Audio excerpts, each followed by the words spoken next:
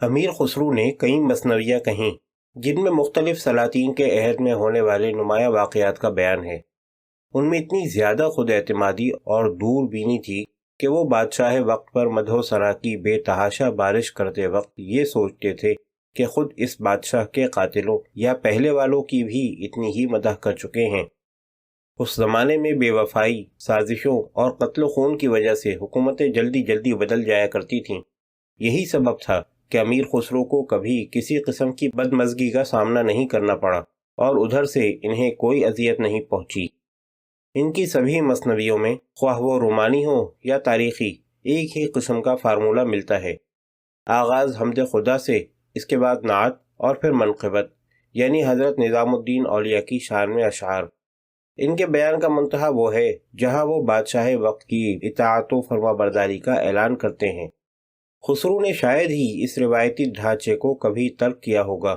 ان کی تاریخی مثنویاں اس امر کی شہادت پیش کرتی ہیں کہ انہوں نے انتہائی جرأت مندی سے وقت کے بہاؤ کے ساتھ ساتھ واقعات کی افتاد کا مطالعہ کیا۔ انہیں ملک الشعراء کا تاج فضیلت بھی نصیب ہوا اور یہ امتیاز آخر دم تک قائم رہا۔ انہوں نے حاکم وقت کے مخالفین سے کبھی بھول کر بھی ساز باز نہیں کی، کیونکہ وہ سمجھ گئے تھے کہ مطلق العنان حکومت کے دوران اس کے مخالفین سے دوستی سم قاتل ہے، اس لیے وہ ہمیشہ اس غلطی سے بچتے رہے۔ نہ صرف یہ کہ امیر خسرو باقاعدگی سے دربار شاہی میں حاضری دیتے رہے، بلکہ اپنے سرپرست کے ہم رکاب انہوں نے اکثر لشکروں کے ساتھ سفر بھی کیا۔ مثلا جس زمانے میں وہ سلطان محمد کے ملازم تھے، اس وقت وہ منگولوں کے قیدیوں میں بھی رہے۔ یہ پہلے ہی بتایا جا چکا ہے کہ دہلی کی رنگ برنگی تاریخ کے مختلف ادوار میں وہ وہاں کے ہر ایک ہنگامہ پرور سیاسی معاملے سے مسلسل اور گہری وابستگی رکھتے تھے۔ اس ضمن میں دو چیزیں نمایاں طور پر ہمیں اپنی طرف متوجہ کرتی ہیں۔ پہلی چیز یہ ہے، حکومت وقت کے ایما پر انہوں نے اپنی مثنویات میں تفصیل کے ساتھ تاریخی واقعات کا تذکرہ کیا ہے، لیکن ان کی غنائی شاعری، غزل میں سیاسی ریشہ دوانیوں کی جھلک نہیں ابھرتی۔ دوسری اہم بات یہ کہ اگرچہ ان کی زندگی کے شب و روز اکثر و بیشتر بادشاہوں اور سلاطین کے درباروں میں گزرتے تھے، لیکن جب کبھی انہیں دن بھر کے خرخشوں سے فرصت ملتی، وہ اپنے روحانی پیشوا کی پناہ میں پہنچ جایا کرتے تھے۔ ہم یہ سوچنے پر بھی مجبور ہیں کہ حضرت نظام الدین اولیاء سے ان کی وفاداری اور تعلق خاطر بنسبت بادشاہ وقت کے کہیں زیادہ گہرا اور مضبوط تھا۔ ان کی راتیں یا تو اعتکاف و مراقبہ میں گزرتی یا پھر پیر و مرشد کے قدموں میں، جہاں محض روحانی مسائل موضوع گفتگو ہوتے تھے۔ ان مجالس میں ہر شعبہ حیات کے لوگ شرکت کیا کرتے تھے اور یہ لوگ حیات و ممات کے مسائل پر غور و فکر اور دلچسپیوں میں شریک رہتے تھے۔ اس زمانے میں دہلی نہ صرف سیاسی سرگرمیوں کا مرکز تھی، بلکہ وہ ایک ایسی جگہ تھی جہاں ملک کے کونے کونے سے عالم و فاضل اور مقدس و محترم ہستیاں آ کر جمع ہوتی تھیں۔ درگاہ میں مجتمع ہونے والے ذی شرف لوگوں میں قاضی حمید الدین ناگوری اور مولانا برہان الدین غریب ایسے حضرات تھے جو اپنے صوفیانہ تب و تاب اور بصیرت کے لیے مشہور تھے۔ وہ ایک ایسا سرچشمہ تھے جن سے مشاہدات و نقطہ رسی کا ایک دریا بہتا تھا اور زندگی کو صوفیانہ طہارت عطا کرتا تھا کہ انسان اپنی زندگی اپنی استعداد کے مطابق کسی طرح اس سانچے میں ڈھالے۔ امیر خسرو نے اپنی کتاب افضل الفوائد کی 2 جلدوں میں اپنے پیر و مرشد کے جو حالات و واقعات درج کیے ہیں، ان پر یہ کہا جا سکتا ہے کہ واقعات اور شیخ کے اقوال کو امیر خسرو نے بے چوچراں صحیح تسلیم کر لیا۔